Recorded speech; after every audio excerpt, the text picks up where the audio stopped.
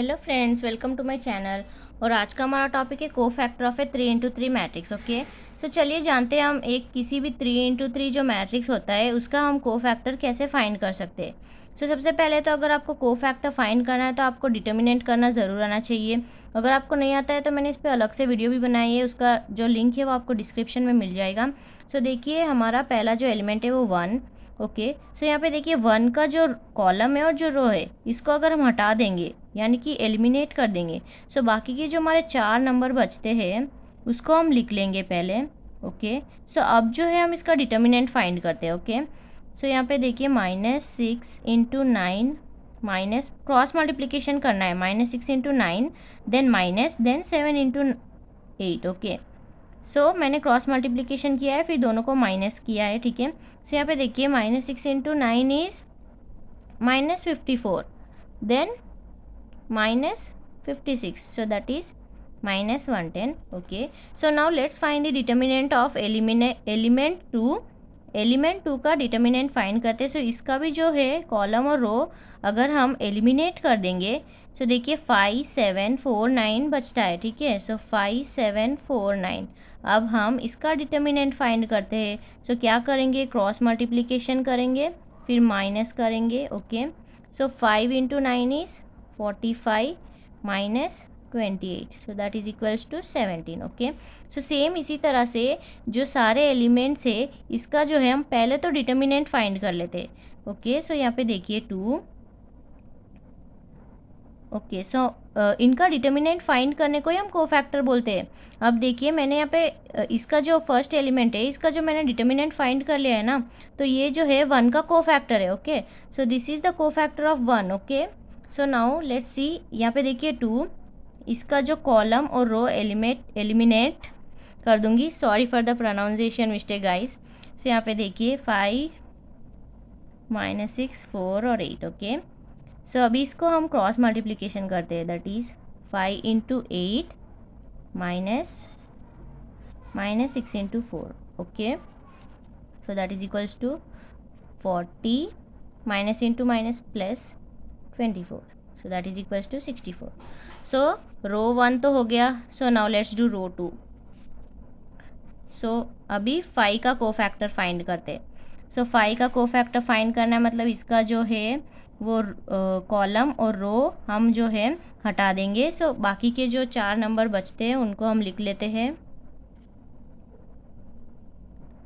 सो अब इसका determinant find करेंगे, -3 × 9 -2 × 8, so that is equals to -3 × 9 is -27 -16, so that is equals to -43। Okay, so next -6 का cofactor find करते हैं। ओके, सो देखिए 1 2 4 9। ओके, मैंने जो है यहाँ पे 6 है ना, इसका जो रो और जो कॉलम है उसको हटा दिया, तो 1 2 4 9 जो बचते हैं वो मैंने यहाँ पे लिख लिए। ठीक है, सो देखिए 9 × 1 -2 × 4 that is 9 - 8 1। Okay, so next यहाँ पे देखिए 7 का भी जो है कॉलम और रो एलिमिनेट कर दूंगी। सो जो बाकी 4 नंबर से वो लिख लेंगे। So that is 1 -3 4 8। ओके, सो इसी तरह से हम कोफैक्टर फाइंड कर सकते हैं। जो पहले जो है मैं सारे एलिमेंट्स का जो है डिटर्मिनेंट फाइंड कर रही हूँ।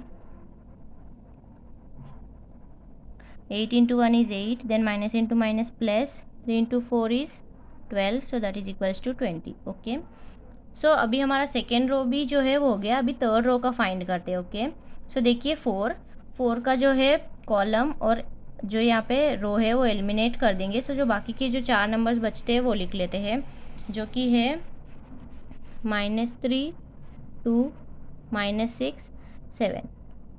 ओके, सो जो भी हम डिटर्मिनेट कर रहे हैं डिटर्मिनेंट, सो इसका जो हमारा जो सोल्यूशन आ रहा है ना वही तो कोफैक्टर है। ओके, सो अगर आपको क्वेश्चन दे कि फाइंड द कोफैक्टर ऑफ -3, सो आपको जस्ट डिटर्मिनेंट फाइंड करना है, दैट्स इट। ओके, सो यहाँ पे देखिए -3 × 7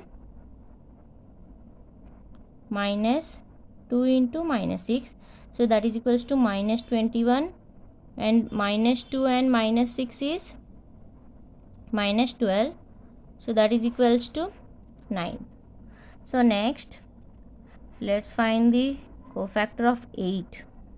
We have 1 2 5 7, so that is equals to 1 into 7 minus 5 into 2, so that is 7 minus 10, so that is minus 3.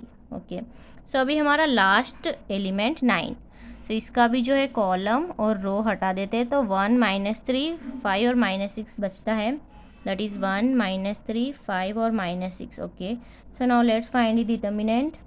Minus 6 into 1 minus 3 into 5, so that is equals to minus 6, minus into minus plus 3 into 5 is 15, so that is equals to 9. Okay, so अब हमने सारे cofactors find कर लिए, so let's write it in a matrix. So देखिए minus 110, second element का 17, then 64.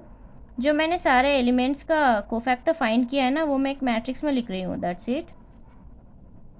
Okay, सो मैंने एक matrix में लिख लिया है. ओके, सो क्या हमने अभी कोफैक्टर मैट्रिक्स फाइंड कर लिया है? नहीं, यहाँ पे एक ट्विस्ट है.